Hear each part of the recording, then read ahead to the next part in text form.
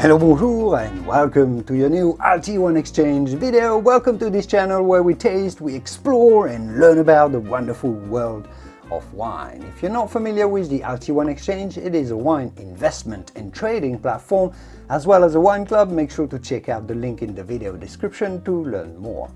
This is part number 2 of our essential guide to understanding Portuguese port wines.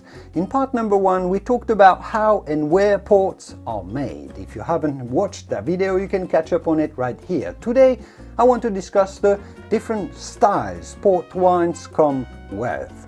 A lot of people get confused seeing different names on different port bottles, and they're confused with the different port styles because there are indeed quite a lot of variety, and unless you know those names that you see on labels, the tawnies, the rubies, you're never really sure what you're buying and what it's going to taste like. So for the sake of simplicity, I've divided the styles that taste really fruity, more like fresh grape juice, with loads of red berry flavors, loads of fresh fruitiness, from the oxidized, the aged ones. So in this episode we'll focus on the fruity ones, port that taste like fruit bombs. The more oxidized and the more savory ones, called the tawny ports, I'll detail in our next video.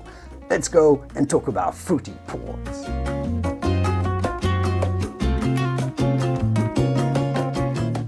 So for your first introduction to what port wine is all about, you may want to go for a fruity style before heading towards the aged ones that we call the tawnies and that we'll detail next week in our next episode. So if you want a fruity port that tastes more like strawberry and cherries and those red berries goodness, more than the oak and the caramel and the oxidation and the orange peel, what options do you have? Well, first you have those wines that are called ruby ports. Those are affordable, say $10 to $15 for the entry levels at least, and they're really upfront fruity. They are really deeply colored and they have loads of red berry flavors. They're blended from different vintages. They're not aged or for less than 3 years. They taste like a rich, fruity red grape juice if you wish, and that's really what they are. Those are virtually raw, untouched, not aged port grapes that are fortified for you and just delivered as is, so young, fruity and approachable ports. Rubies are your entry point to the world of ports. They're not meant to be aged, for your simple short-term fruity enjoyment. Generally they're served as aperitif, a little chilled, like you would for a vermouth or a martini, for example. And if you want the same style but you want something a little bit bigger, a little bit more serious, a little bit more refined, a little bit deeper, you can go for a reserve ruby. You'll see that on the wine label.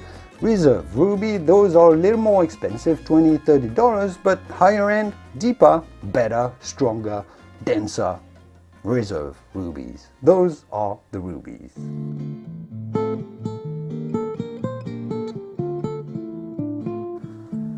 The other fruity style is actually the opposite and the opposite side of the spectrum in the range of different port styles that are available. Rubies are your entry levels, while at the top end, the top ports are called the vintage ports. Like in champagne, the best ports are the ones that come from one single year with the vintage on the label, because they're not blended from different years and they feature the year on the label quite strongly, broadly, obviously.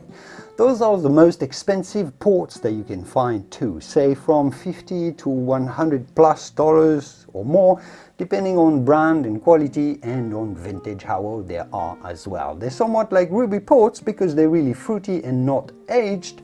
They're bottled between 18 months and 3 years, but to make those, producers really use the top ranking vineyard sites, generally A and B quality vineyards, if you remember what we talked about last week, while rubies are more of the lower quality sites, and vintage ports are only made on top vintages. Only if the vintage is fantastic is a winery allowed to produce a vintage port. So a vintage port has to be made from the very best grapes from the very best vintages only. So they are extremely concentrated wines that have an outstanding age worthiness as well. They're very fruity and dense if you buy them young, but you can also age them for decades and decades, and that's actually what they're meant for.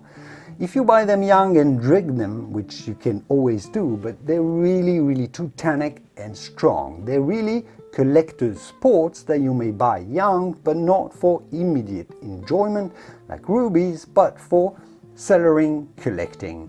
Once you've matured a vintage port for 20, 30, 40 years and more, vintage ports are those that will give you the most complete, the most profound, the most extraordinary tasting experience port will ever give you.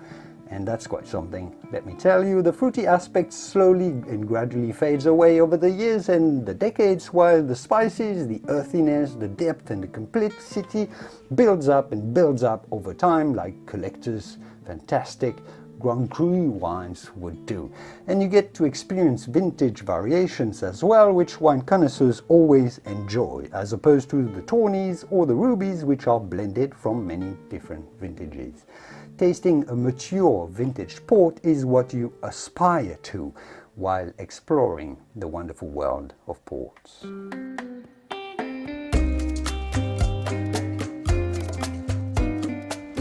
And there is an intermediary style if you want to experience a vintage port, but you don't want or you don't have the time to wait for 20 years like you ought to with vintage ports. Those are called late bottled vintage, or LBV for short. LBV is what you see on the labels. These are vintage ports made from one single year and from great vintages and great vineyards, but what they do is that they age these ports for you in large oak vats at the winery for 5 to 8 years, sometimes a little more generally, and they fine with two ends and filter those wines too to remove some of the harsh tannins that they have when they're young. They refine and mellow these wines for you before bottling, essentially. That's why they're called late bottled vintages, because vintage ports that are bottled late after a few years of maturation. So those can be really fantastic. They give you a taste of the vintage, but you don't have to age them. You buy them, you enjoy them. Possibly my personal favorite style of ports. If you've never tried an LBV, well, you definitely should. You get the fruity elements, but you also get some of the depth and the spiciness of an aged vintage port. They're not quite as profound or as deep as an old vintage port, but they do give you a solid and extremely satisfying sense of all this magic. They're intermediary in price too, not as expensive as vintage ports, but arguably better value as a consequence, so why not?